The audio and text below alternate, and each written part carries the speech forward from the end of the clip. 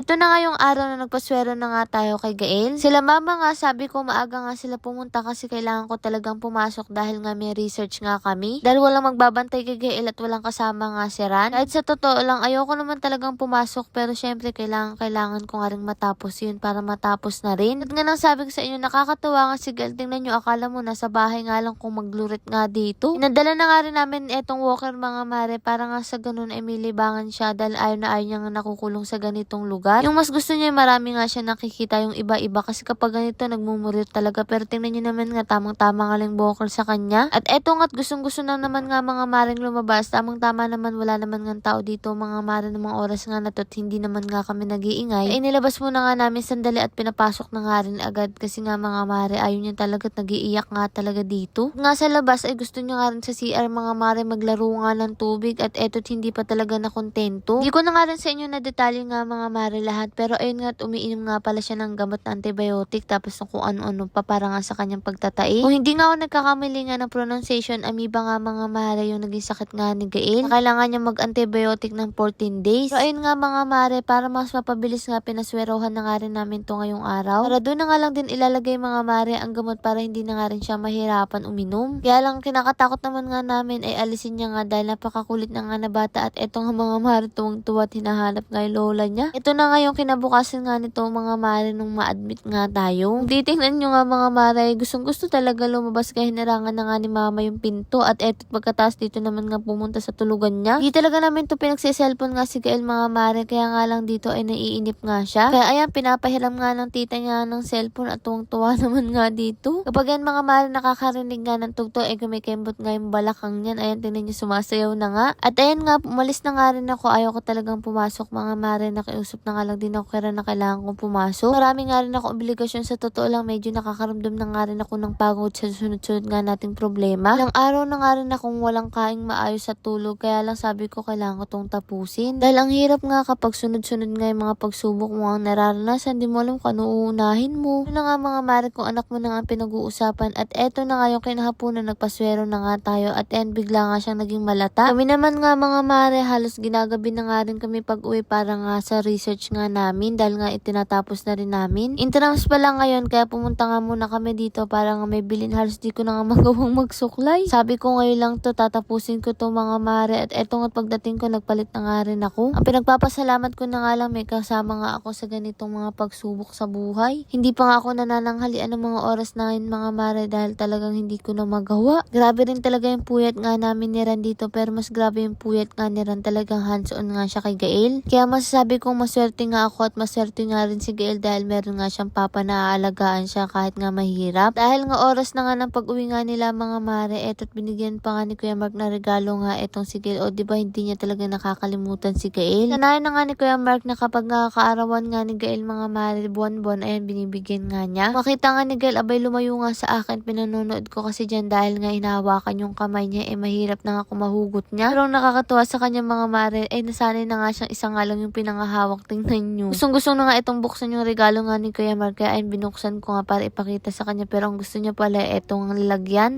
Bukod nga pala sa tito niya si Kuya Mark ay ninong niya nga rin kaya ayan maraming salamat Kuya Mark sa mga binibigay mo kay Gael. Siyempre bilang magulang masaya kami mga mare na naalala nga yung anak nga namin kahit hindi kami at eto nga si tatay nag-aalala nga rin tingnan niyo naman si tatay dalawa na nga lang yung ngipin sa harap. Hindi ko pa kasi mga mare na asikaso nga yung pustiso niya pero kapag nakaluwag-luwag na nga ulit tayo ay paayos ko nga yun at eto nga naging malata nga dahil nilagnat nga siya. Kaya napakalungkot ng mukha niyan mga mare kasi gagigising nga lang din. Lord maraming salamat sa lahat ng blessing. Siyempre sa inyo mga mare paano ba yun? Bukas na lang ulit.